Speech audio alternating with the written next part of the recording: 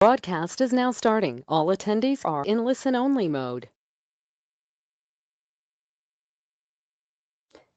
Hello and welcome to our SITSI webinar on the state of the cybersecurity market and on how you can prepare for 2019.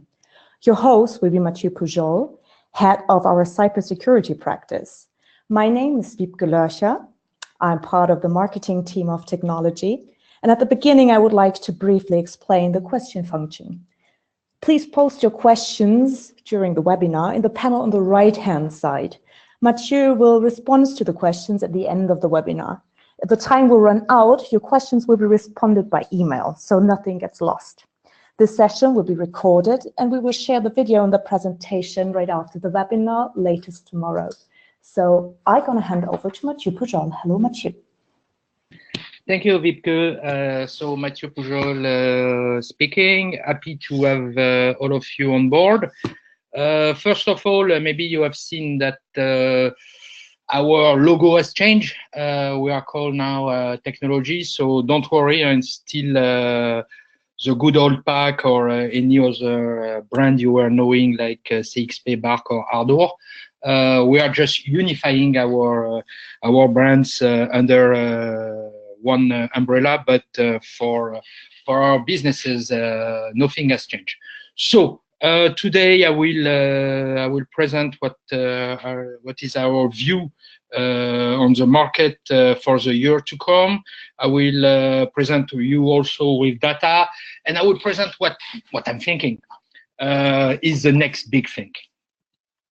So that's what I'm detailing there. So first, the vision, where cybersecurity is heading, and I will use some example there, the market, and then the next big thing for us is the cybersecurity in the production, meaning that that's true for telecoms or for banking, for finance. Production is still IT, but when it comes to manufacturing, to process industries, energy, and so on, the production system are a bit out of the IT, but they have to be secure. So that's where we will conclude with what we think it's the next big thing in cybersecurity. So cybersecurity vision. In fact, our vision is quite consistent for nearly 1 decade, and it has been influenced by the mission we have done with the end users and the technology providers. So let's say that at the beginning, cybersecurity was like a fortress. I don't know if you know the south of France, but this is the Carcassonne fortress in the south of France. Don't ask me for the airport; I don't know where it comes from.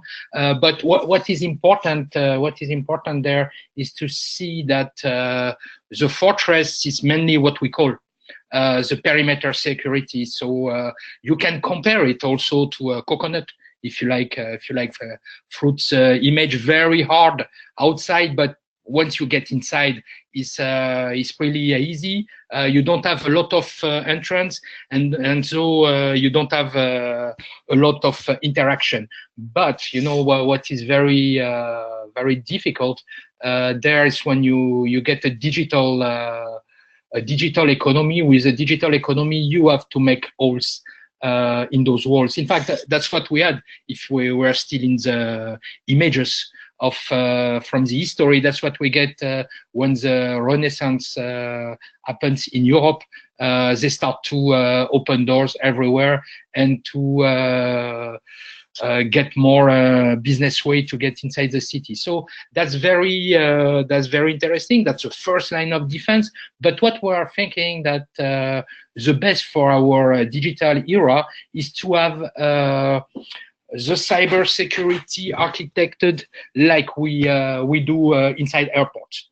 So inside airport, the security is getting tougher and tougher as you get to the core of the business of the airport, that is managing people and managing planes. So you can go in the airport and not even travel. Some people are doing this, in fact. But as you will go towards the core of the business of the airport, the cybersecurity will strengthen. And this is very good. This what we call in-depth security. That's a military term. That's a military strategy. What is good is that it gets you time to respond when there is an incident.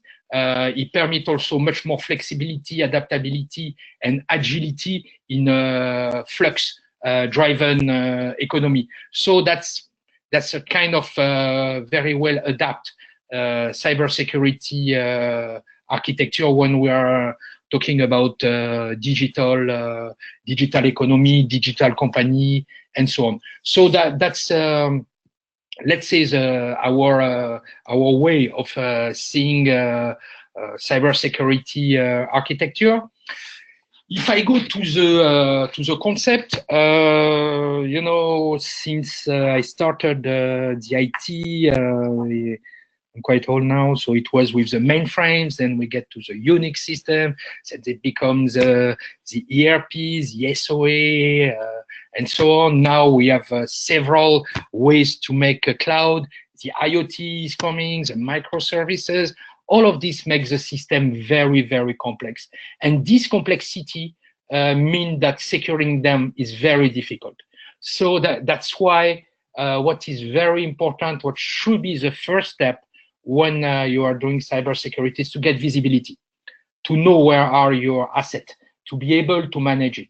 So to get this visibility, another term that is very important will be collaboration. Collaboration with your businesses, collaboration with the rest of the IT, collaboration with your partner. Why? This is to get an holistic approach, because now people will try to strike at your weakest point. And so if you have part of your IT you don't know, like the dreaded shadow IT, you will be hit. You cannot protect it because you don't know it exists. If there is part of your IT that are not well protected, people will try to go in by there. So an holistic approach is very important, but it's difficult to have full visibility and an holistic approach with digital systems that are so complex, that are so distributed. And for us, the solution, of course, we are technologists, as you can see from our new technology name. The solution comes from the technology. In fact, it comes from a cloud-based system that are able to use big data and artificial intelligence algorithm to get machine learning. So improving with experience the system, contextual and behavioral analysis that are very important to detect stuff that you don't know, to predict how attack will happen. That's very important. Before we have somehow those some big data capacity. We have somehow some artificial intelligence. Some of the algorithms used in cybersecurity now are used for more than 20 years, but we don't have the compute and storage power of the cloud. So the cloud gives us the raw power to put this paradigm shift into action. So yeah, digital, as I say, is too complex, too many vulnerability, too many threats coming from a very extended system. So there, it's how we think those systems could be protected. So this is the first part of my presentation. Those just to put what is our vision there. Then we'll go to the cybersecurity market. And first, the cybersecurity market globally. So globally, you will see on this graph, let's say what are the different growth that we see. As you can see on the top graph is a global market, all the IT and software markets. So you see 1 trillion and so on. On the bottom, you see the cybersecurity market, much more smaller market. But you see what is interesting is that we have a double-digit growth, and this growth, and that's what most of you say to us, this growth can be higher with no problem if we get the resources. The big problem is with the human resources. That's why this market is also very interesting. As you say, big growth on those markets. That's the global data. Of course, in more mature countries, the growth will be lower, but not that much. Not that much, and we're still having a market in Europe or in North America that are growing at double digits. So let's say that all across the world, cybersecurity is growing.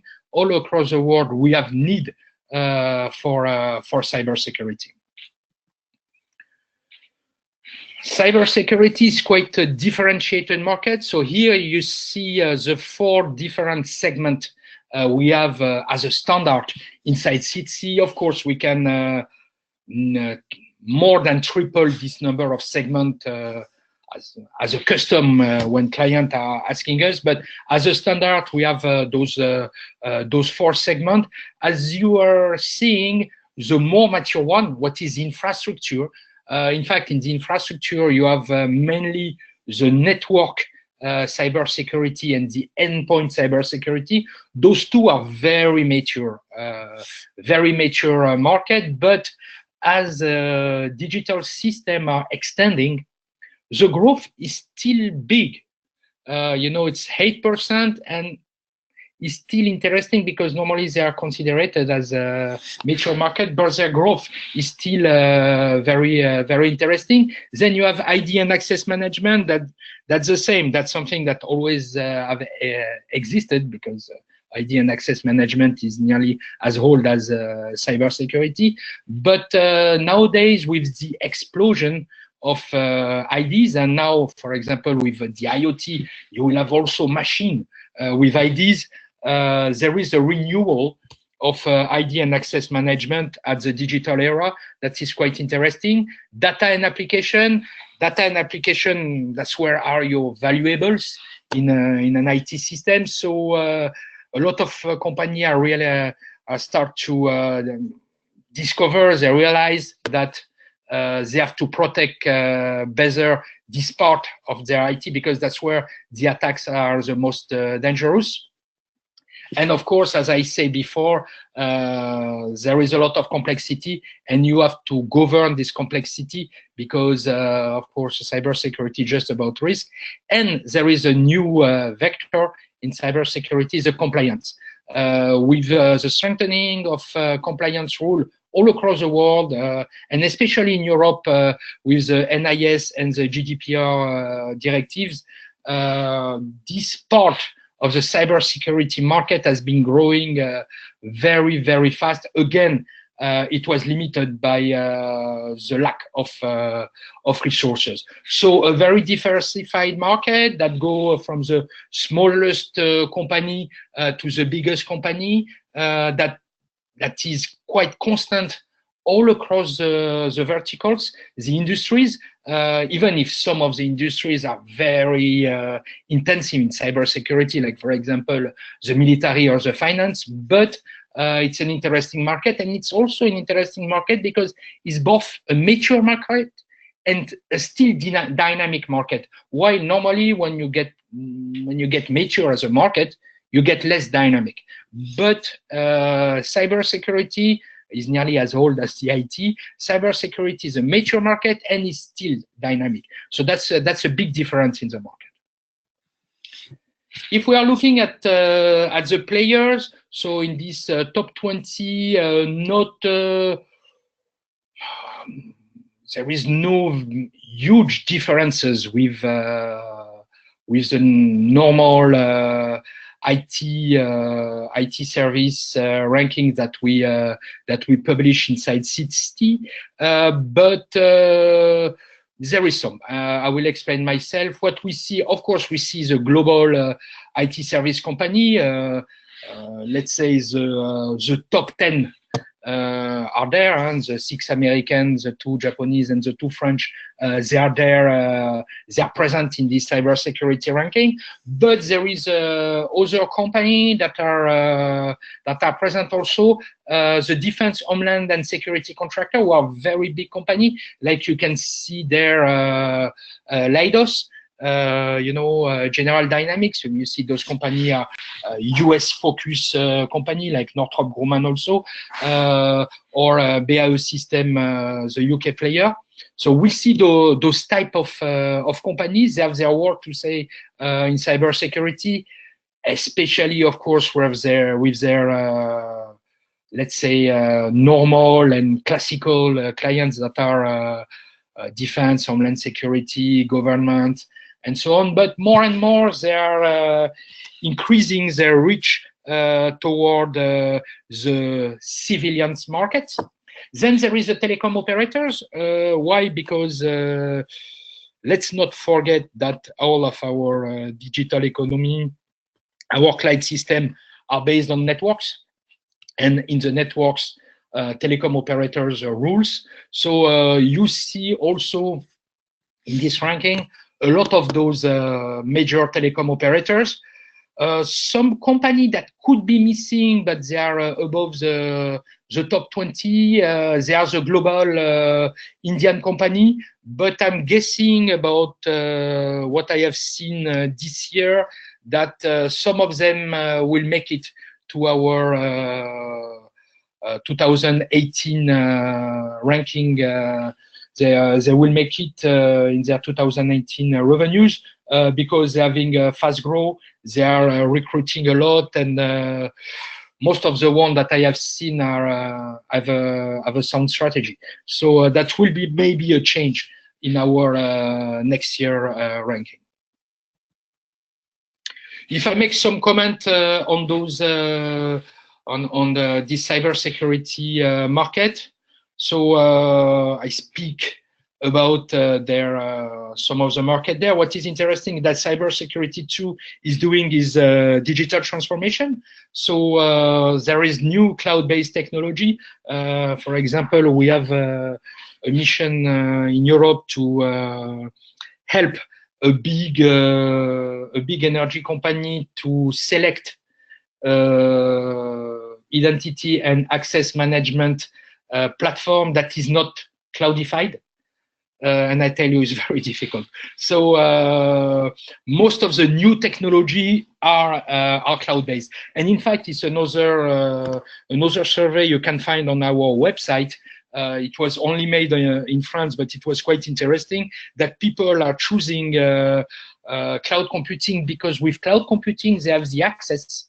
There are 63 or 67% to say this, that they have the access to the cutting edge technologies for cybersecurity. So that's important. This arrival of cloud-based technology, it gives a new reach, new capacity to cybersecurity, as we have seen previously. So that's interesting too. Also, the new technology are keeping to arrive in the market, like for example microservices. With microservices, you have to know how to protect Docker, Kubernetes platform. That's new way of protecting. Edge computing is the same. All the new business model around the digital, smart cities, e-commerce, IoT, and so on. They ask for new way to make technology, and we will conclude by this colonization of the operational technology by the IT. This is opening really a lot of market for the providers, and we'll finish our webinar by this part. I will detail it after. So also, let's say that with the GDPR, some technology we're thinking that are really mature, like cryptology. They get back at the top of the agenda. It's the same. If you are going for a public cloud, you will like your data to be encrypted, not only with your provider cryptology, but also with your own cryptology. Application security, as I say, is a key requirement. And of course, still continuing. Sometimes it's even a bit too much. The regulation, governance, and compliance issue. And not to forget the security operation centers, because as I mentioned, complexity is so big. You need visibility, you need a holistic approach, and that's true. The security operation center is very often the solution there. So if I make comments on the vertical market, I already speak about this, but just to summarize everything that is about defense, security, finance, high tech, because there is a lot of IP thief there. Those companies, they protect. The major multinational company, that's really a big trend that we see in all the countries. Major multinational company are really investing in cybersecurity, and of course, companies that are well advanced in their digital transformation, they see very quickly the danger that come with the digital transformation. We are seeing with the new NIS cybersecurity directive demand picking up for utilities, energy, transportation, and retail. What we say very often at our the vital infrastructure provider, very big demand.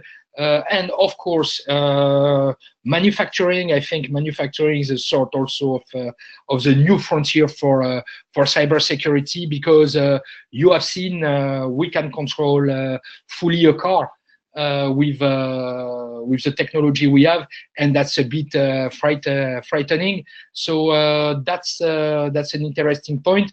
Let's say the black spots in the cybersecurity market are the SMBs. And that's the case nearly across all the countries in the world.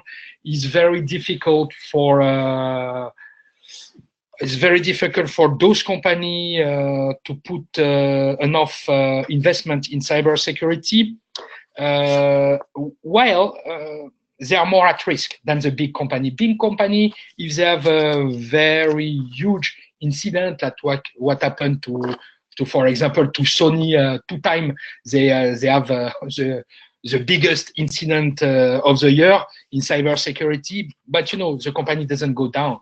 SMB just 1 time they go down. So it's I think it's quite worrying. Also because those SMBs are very often very important, both for the economic activity of a country, but also for the subcontracting chain of the major companies. You know, if you take in the automotive, aerospace, defense, mostly the manufacturing, those companies are very important, and if they are affected by cybersecurity, so those will be their client.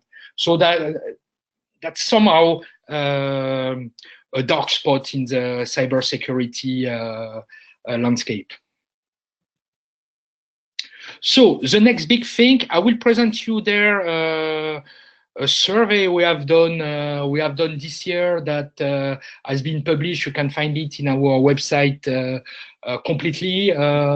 That's a study we published, I think, in September. No, in July. In July we published this survey in July. It's a global survey with 350 interviews all across the world, and 15 face-to-face long interview.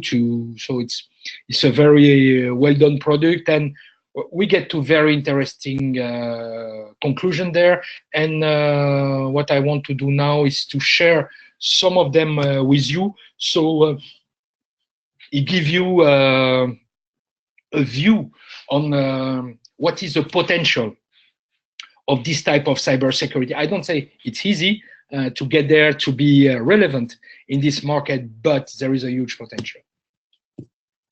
So that's where cybersecurity in the IT and cybersecurity in the OT are different, because when you ask what is the biggest risk to the OT cybersecurity people, what they say is Death is my biggest risk, which doesn't happen very often in the IT.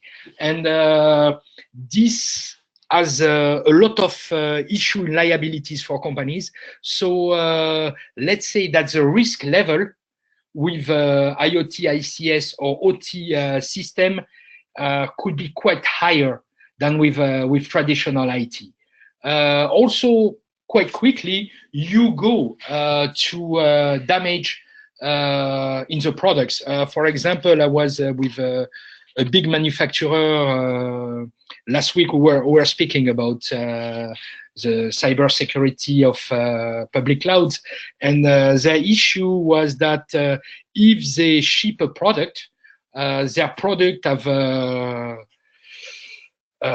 life expectancy around 5 years, and if they have to take back the product when there is an issue about the quality of the product due to a cybersecurity attack, it will cost them so much money, and it will damage a lot their image. And this is a very, very big issue. You can imagine when you are following a little bit the automotive industry, you know, from time to time they recall some of the car. That's happening more and more with the IT. In fact, if you're a bit curious, for me, I can see it from my window. My neighbor has a very, very expensive car, but he's putting a metal handle at his gearing wheel to protect it, because some very crafty people can open it just with a computer, and that's happened to him already, he told me. So, you know, it's industrial issue.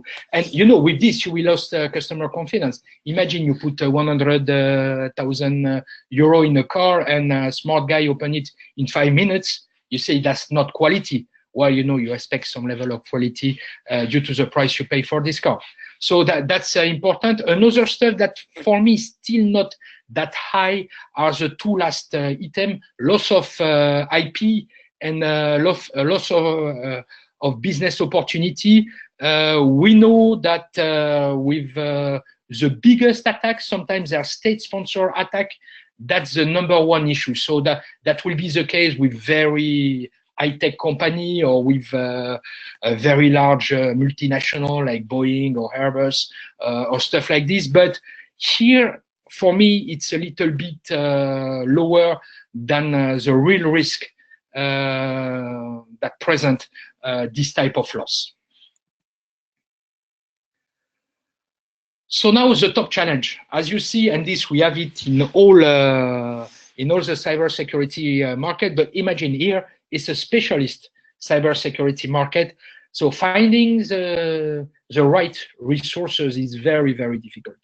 The fact of interconnecting the IT system with OT system is very often a nightmare, because people have different cultures. The system are not working the same way.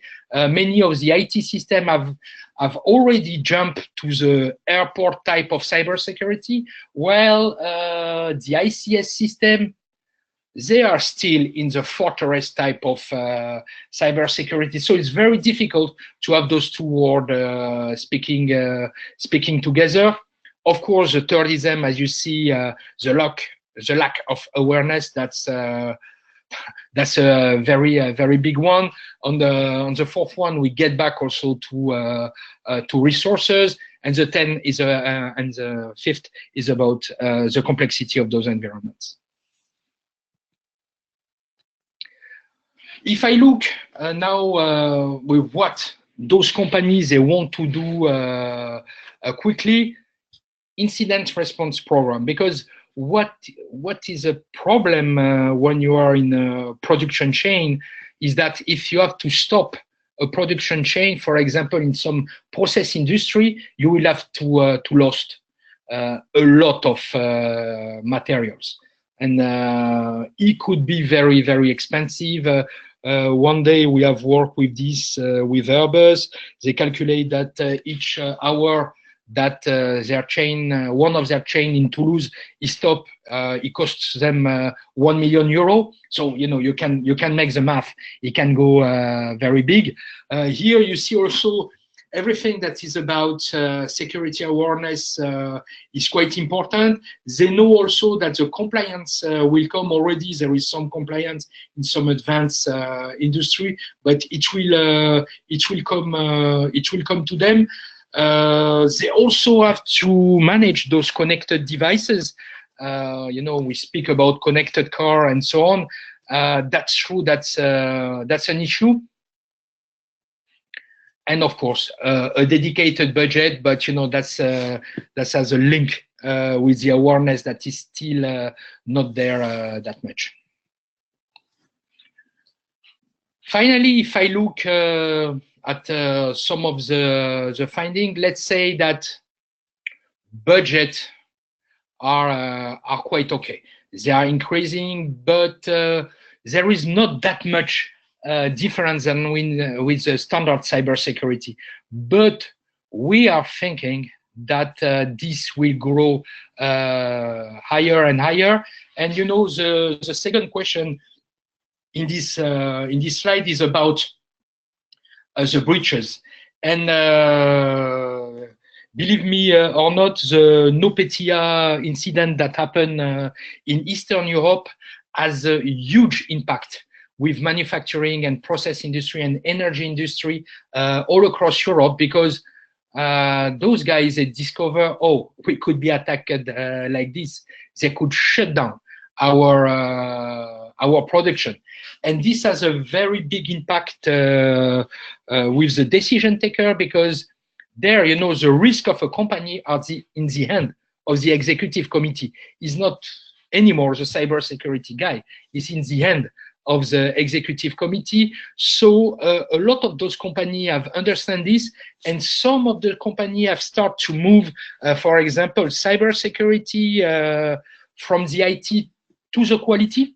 That's something that happened, for example, with some German car manufacturer, move cybersecurity directly to the global security assessment and risk management. So that's, for example, a best practice in the aerospace and defense. So there is a lot of change. And what is interesting there, and interesting for you who are listening to this webinar, is that cybersecurity is becoming more and more business-centric, because we're speaking about risk, company risk. We are speaking about production getting down. That's industrial risk. That's the core of the activity of a manufacturer. So this is quite interesting, and maybe that's also where it starts to be difficult for technology providers, is because you have to be able to know how to access those guys and how to speak to those guys. They are not your average clients. They are different clients. They are at shop floor level.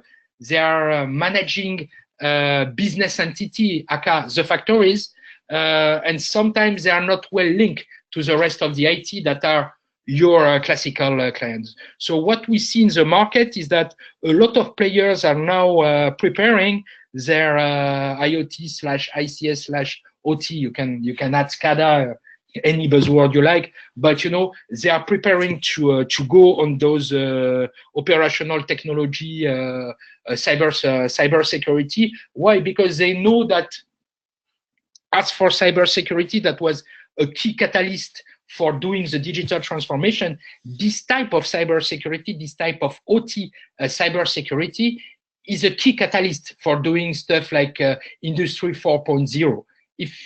If you're not secure, you will not do this. You will not open your production environment to everybody if it is not secure. So I'm finished now, and now I give you back the mic, Wipke.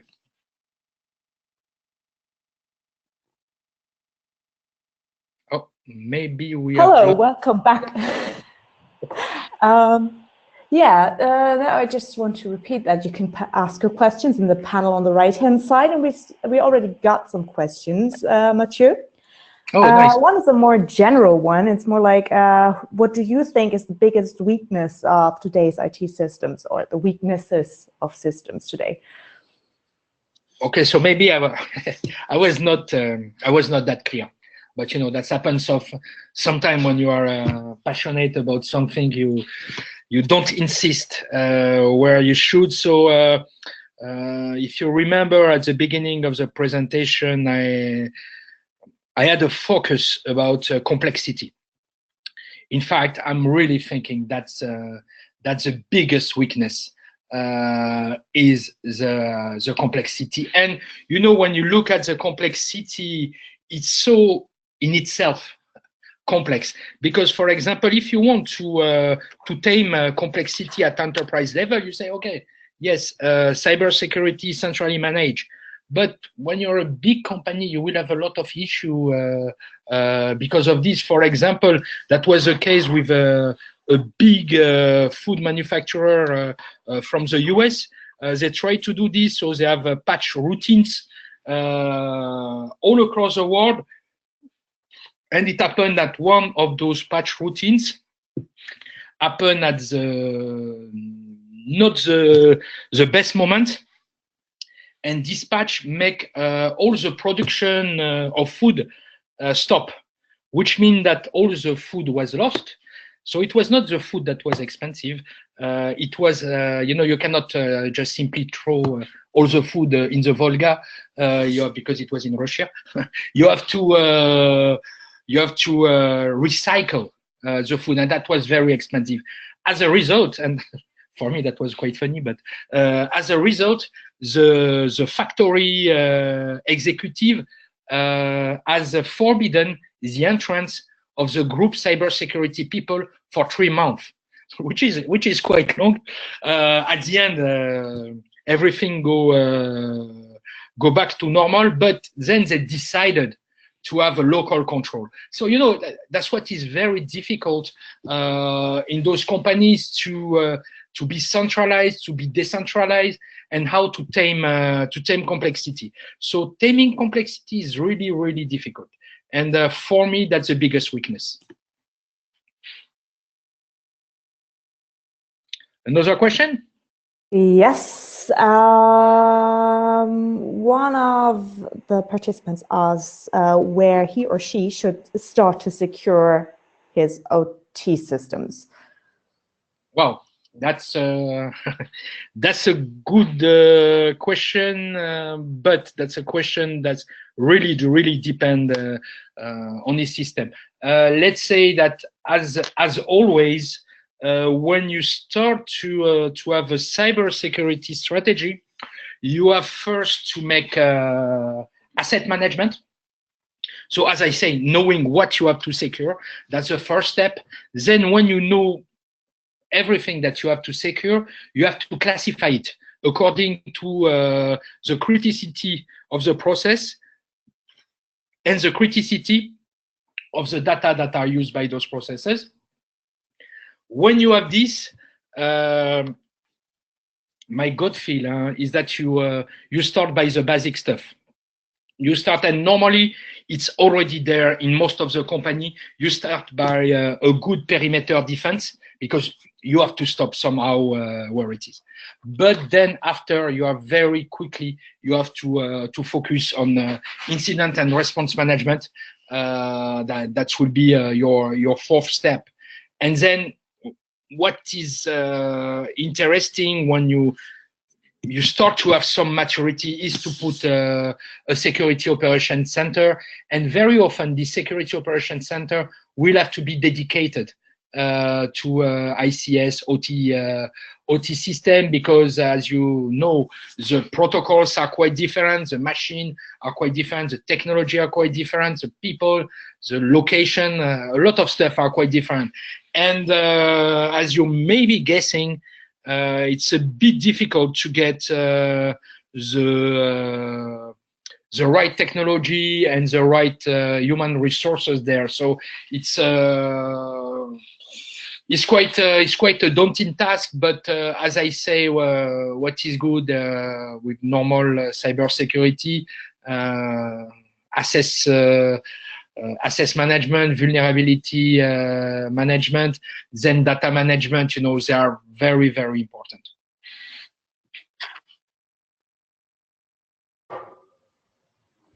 One of our guests asks, what are the sources of the numbers for growth or the figures you were showing?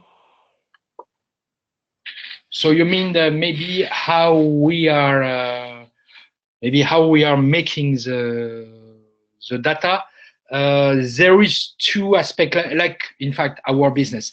There is two aspects there. So we are interviewing a lot of end users. So either direct face-to-face, or of course phone interview, but let's say interview that are like 1 hour and so on, or surveys where we ask, are you raising your budget by how much and so on. So that's a first source of information. Then the second source of information will be asking the same question to the technology provider. So software, cloud, IT service company, we ask them, what are your revenue for this year? What are your revenue for that year? What are your expectation in a 3-year time and so on? So that's how we make it.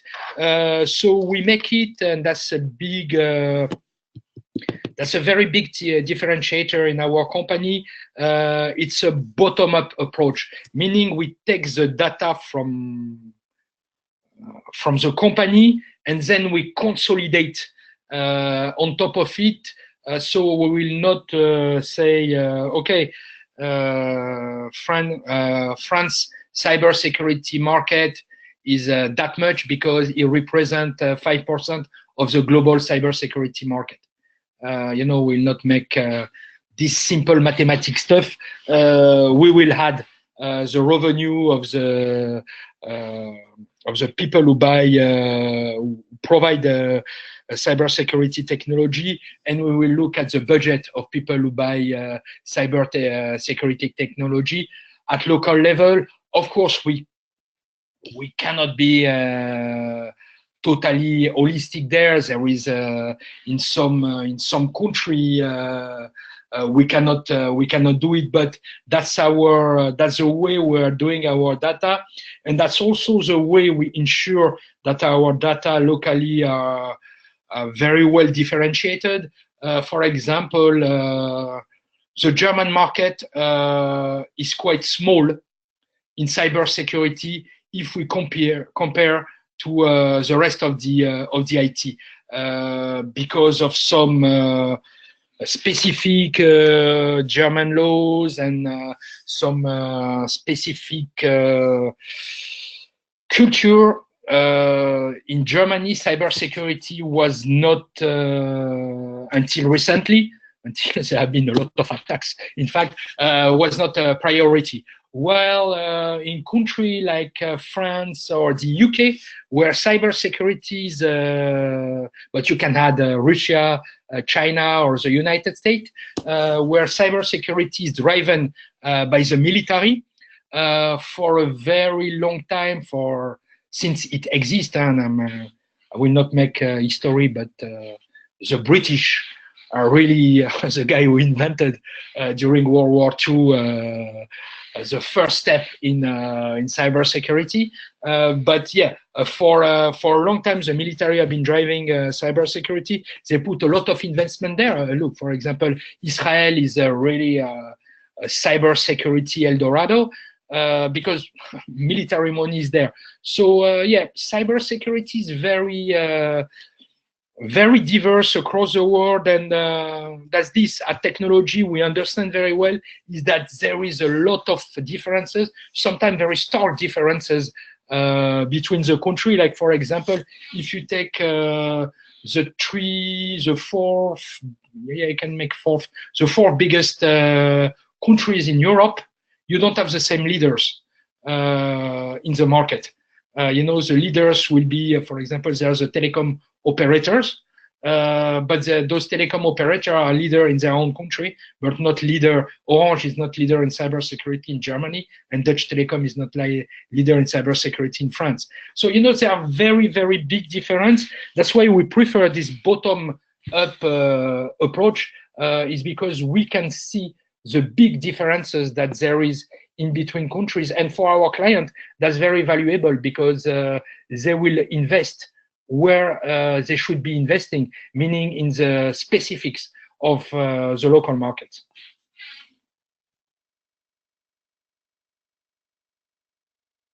Another question? Yeah, there's the last one actually. One of the participants asked what the impact of the US Cloud Act was. Oh, the US Cloud Act. You know, it's like the Snowden scandal. It's it's a very good stuff for people like me because, and I think for people like our people attending the webinar, because you know that's just boosting the cybersecurity market. So to be clear, the Cloud Act is quite different from the Patriot Act. So the Patriot Act was a law made by the US after the big terrorist attack on their soil, where it's anti-terrorist law. It's just for the US intelligence agency, while the Cloud Act, in fact, is wider than this. The Cloud Act is with the Justice Department of the US. It's a legal stuff, and it can be put in motion by a judge. So it's a bit different, could be wider. The Cloud Act is targeting all the data that are in the US that are operated by US people and that are operated by US company. So this has a meaning. We still not have, let's say, the legislation of Cloud Act versus GDPR. So what I will say now, you have to take it with a conditional tense, because like a lot of people, I'm not totally sure about it, because there have been no judgment already. But let's say that a judge that has enough suspicion, that is well informed, so there are law terms, there are quite strict terms, and not everybody can do what they want, but he can ask for, let's say, data center from hosting company to know what there is inside the data of its client, independently of the location, independently of the nationality of the company. That's what is inside the law. So we still don't know how it goes with the GDPR, because it's very conflicting. If we look at the two law, it's very, very conflicting. So there have been still no ruling there, but we are thinking that there is a risk. There could be, you know, the extreme risk is that your data are open by US authorities, and you have to pay a fine by EU authorities because you should not have done this for GDPR. So I think it's a very big issue. In fact, last week I was with this big European manufacturer, and we have a workshop with them for all the afternoon on this topic. And that's a very tricky topic. That's a topic that is really with the IT, but also the law and the risk management department. But I think you should have a response for your client if they ask the Cloud Act question. But yeah, that's all I can say. Thank you. Oh, that's very good, because there's another question. So do you think that in the future SaaS will be possible? Sorry, can you repeat? Do you think that in the future SaaS, so security as a service, will be possible? Like delegating the security to somebody with a commitment? It's frankly, it's not in the future. It's already working a lot, and in fact, we make you can find it also in our website. We make a survey in France that is cloud versus cybersecurity. And what happened in this survey is that a lot of companies say that they are using cloud to protect themselves from cloud. In fact, security as a service is already existing and is faring very well. For example, as I say, I was looking for identity and access management system that is modern, top-notch technology that is not cloud. It's very difficult to find one. So we are struggling with this mission with a end user to find them nice technology that are not as a service. Very difficult, because most of them are as a service. So as a service is starting to be very big now in the IT. We are thinking it will become quite huge. As I mentioned, I'm thinking that the SMB market is not that well addressed. For example, having security operations center as a service, or cloud security operations center, is a very good way, and we're starting now to see some offers across the world. It's a very good way to protect those companies. Sometimes, and it's you are making as a service, even if you are not knowing it. There is a lot of, for example, cloud proxy system that you are maybe using that are as a service, but maybe they don't mention it, because there is always this problem between security and cloud. And maybe if you say that you're doing security in the cloud, maybe people will think that your security is not good. A lot of the telecom operator are doing security service out in the cloud, out from the cloud. Yes, I think it's already there. If you take a very basic attack, but very powerful one, because it's easy to do, distributed denial of services. One of the only way to get protected from this type of attack is to have as a service system at network level. So yes, the future is clearly for cybersecurity technology delivered as a service. And as very often with the technology, this require also human intervention, because cybersecurity really need to be specific to your business. So what we are seeing in a lot of companies is a big mix of remote, robotic process automation for cybersecurity, backed by human intervention, and all of this deliver as a service. So definitively as a service is not the future, is today.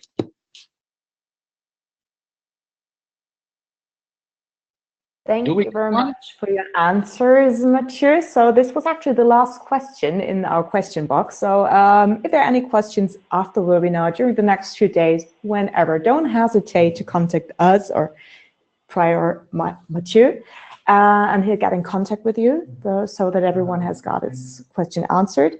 We're going to send the recording and the presentation. And yeah, thank you very much for your attention, and have a nice day. Thank you. Thank you. Bye-bye.